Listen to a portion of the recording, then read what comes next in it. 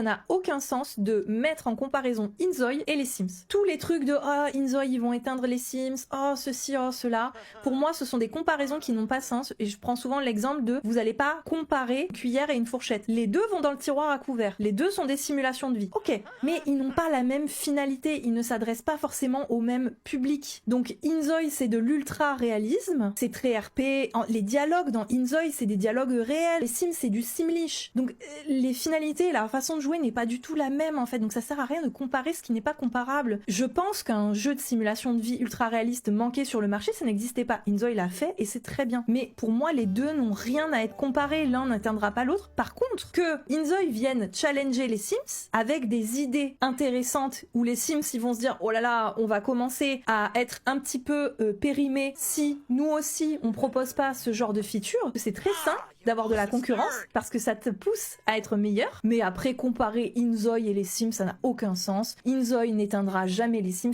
ne vont jamais tomber dans l'oubli parce que Inzoi a débarqué sur le marché, parce qu'il y aura toujours des gens qui adoreront jouer aux Sims parce que c'est cartoon, parce qu'ils parlent en simlish, parce qu'il y a ce côté pas hyper réaliste que certaines personnes adorent, et tant mieux. Pour tous ceux qui n'aimaient pas les Sims parce que c'était pas assez réaliste, que Inzoi existe, ils pourront aller dessus. Voilà, c'est la même grosse catégorie de jeu de simulation de vie, ça s'arrête là pour moi.